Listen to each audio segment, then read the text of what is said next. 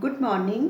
मैं डॉक्टर सरिता कुमावत आपको शरीर क्रिया विज्ञान पढ़ा रही हूँ और उसमें सिलेबस के अनुसार 5th चैप्टर पाचन तंत्र चैप्टर पढ़ा रही हूँ मैं अभी।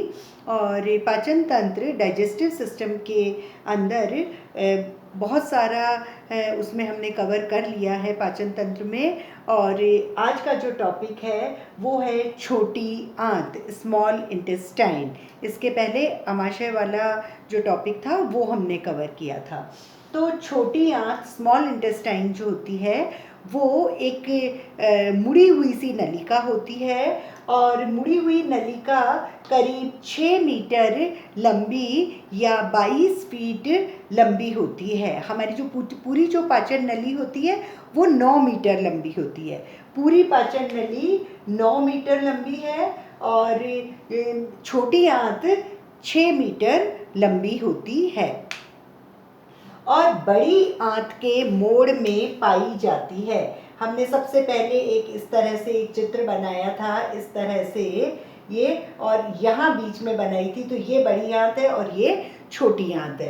तो छोटी आंत एक मुड़ी हुई नलिका होती है और ये करीब 6 मीटर लंबी यानी 22 फीट लंबी होती है, जो कि बड़ी आंत के मोड़ में पाई जाती है। और शुरू कहाँ से होती है? हमने अभी जब इस तरह से ये अमाशय पढ़ाया था और अमाशय में फिर ये सी आकार का है और उसके बाद में ये बड़ी आंत आ जाती है। तो मुड़ी हुई नलिका, छोटी आंत जहाँ से शुरू होती है वो है अमाशय के जस्ट बाद वाला भाग। तो अमाशय का लास्ट वाला जो पार्ट है उसे हम कहते हैं पाइलोरिक स्फिंक्टर। मतलब दो पार्ट थे ना, एक ऊपरी पार्ट जो कि ग्रास नली के बाद का था, तो इसको हम कहते हैं कार्डियक स्फिंक्टर, मतलब वो अमाशय में पढ़ाया था। और अमाशय का लास्ट वाला पार्ट था पाइलोरिक ऑरिफिस, एक छेद को पाइलोरिक ऑरिफिस कहते हैं, अमाशय के बाद में जो छोटी आंत में भोजन भेजती है।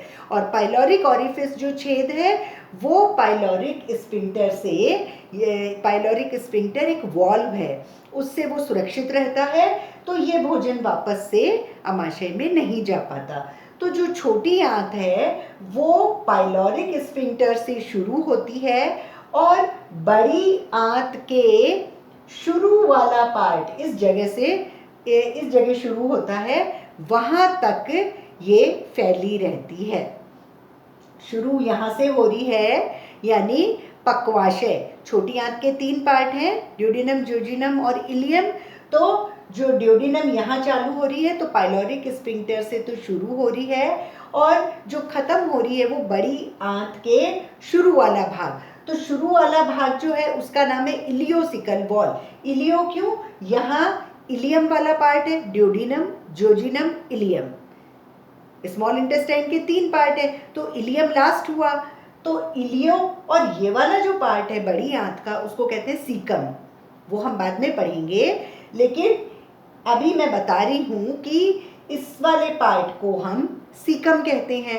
तो इलियम से इलियो और सीकम से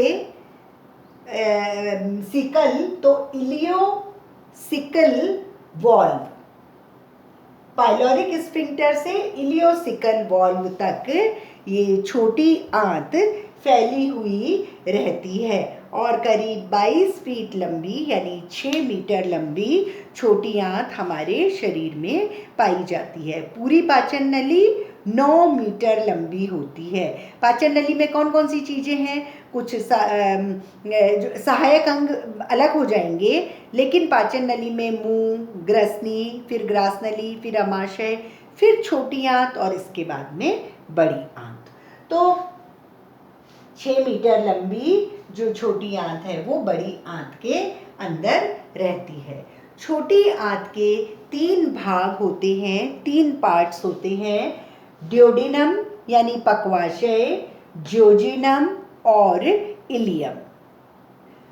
तो जो ड्यूडेनम पार्ट है वो छोटी आंत का सबसे चौड़ा वाला भाग है, ये स्थायी भाग है और सी अक्षर के आकार का है।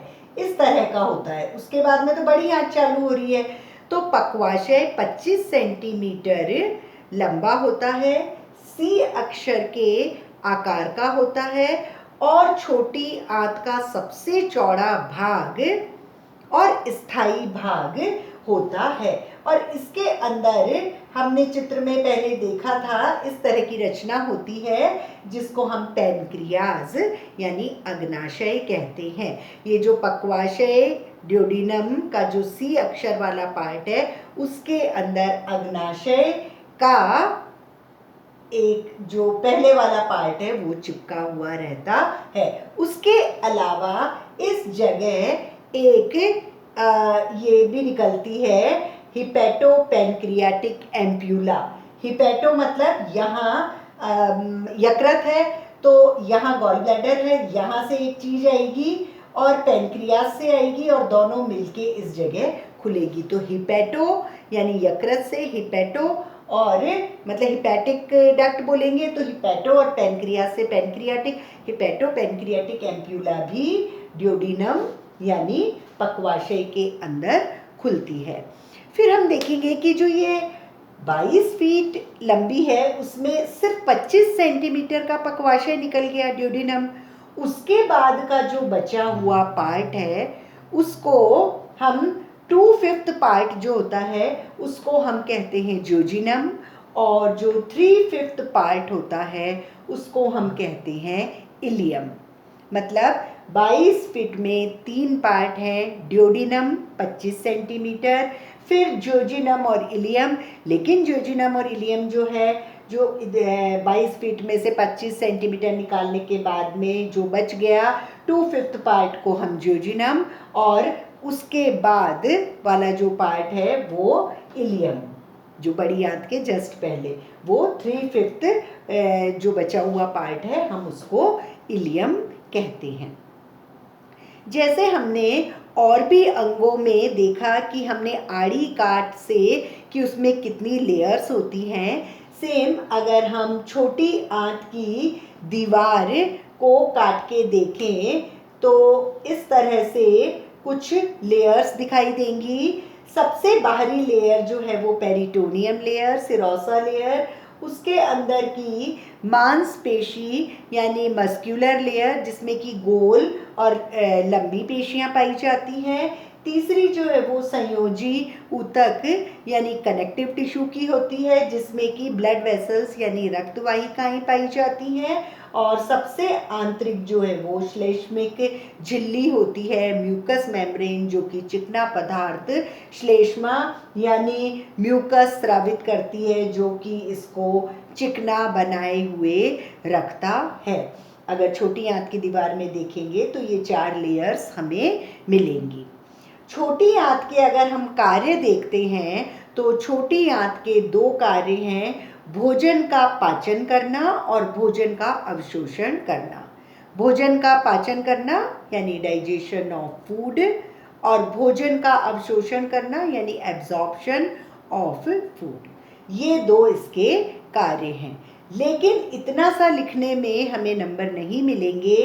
पाचन जो है वो बहुत सारी चीज़ों से होता है और इसकी क्रियाएं तो और भी बड़ी होती हैं, वो हम बाद वाले लेक्चर में डिस्कस करेंगे।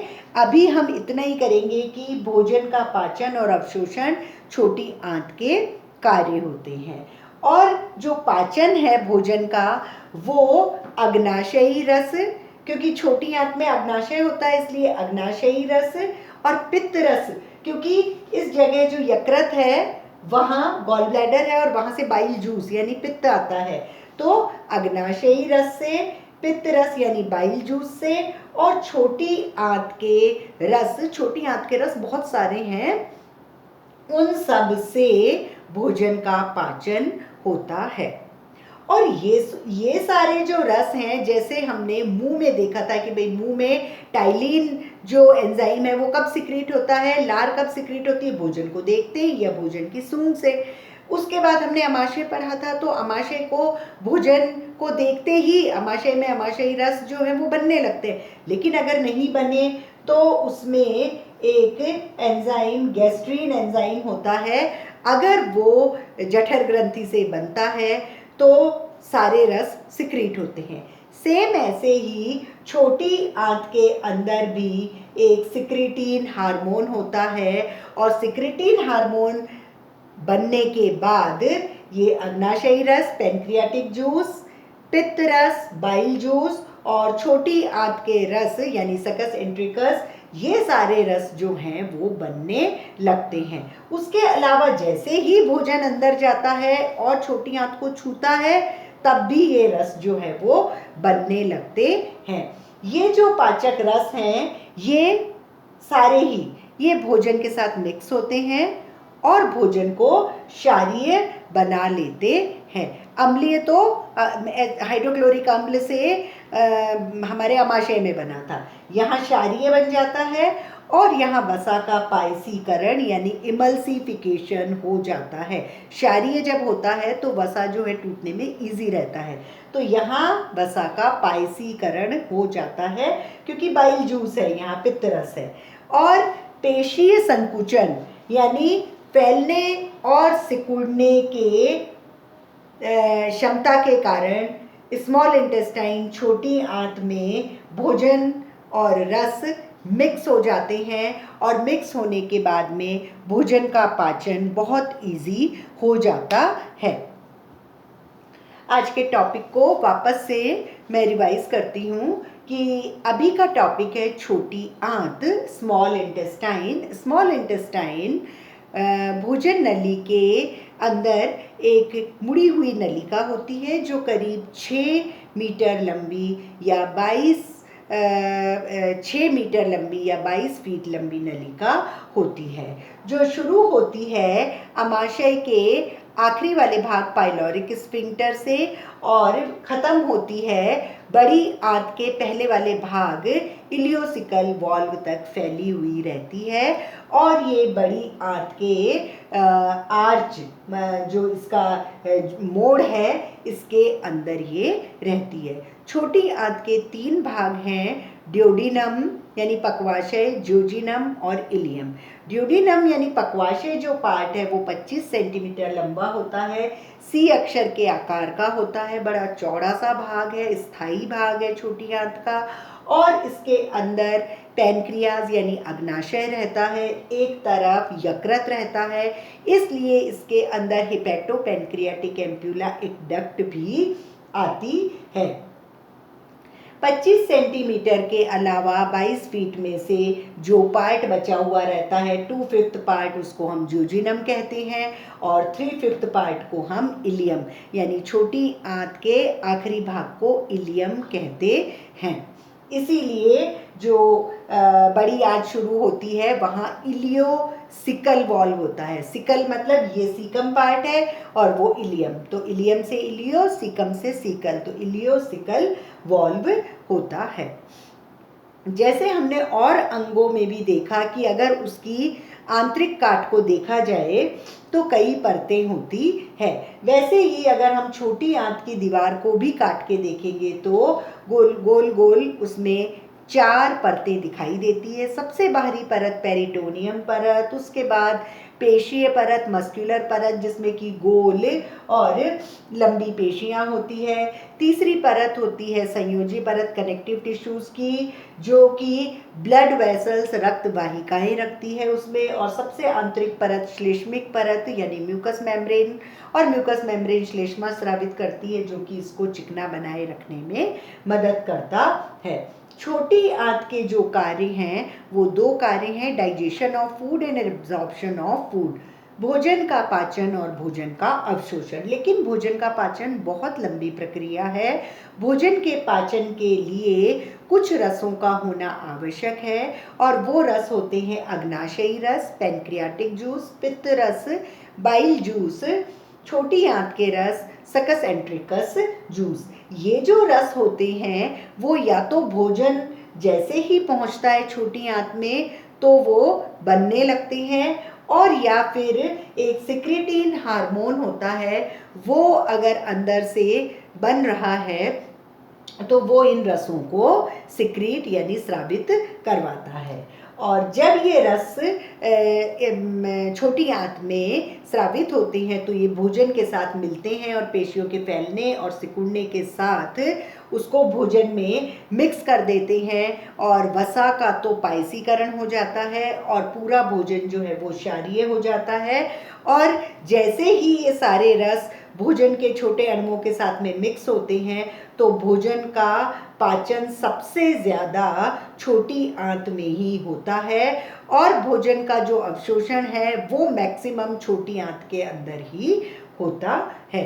अब जो नेक्स्ट क्लास है उसमें हम ये जो भोजन का पाचन है इसी का नेक्स्ट पार्ट लेंगे कि पाचन की प्रक्रिया, जो डाइजेस्टिव एक्टिविटीज़ हैं कि कैसे छोटी आंत में डाइजेस्टिव एक्टिविटीज़ होती हैं, उसमें भी वापस से यही डिस्कस होगा कि ये जो 3 पार्ट हैं, डियोडिनम जो पार्ट है उसमें क्या होगा, या फिर उसके बाद में छोटी आंत का दूसरा भाग है या आमाशय का, तो उस पाचन में छोटी आंत और उसके अलावा जितने भी पार्ट्स हैं उसमें जो रस, जो एंजाइम्स हैं उनके बारे में और वो कौन सी एक्टिविटीज़ करते हैं और किस में कन्वर्ट करते हैं भोजन को, वो हम उसमें पढ़ेंगे। Thank you.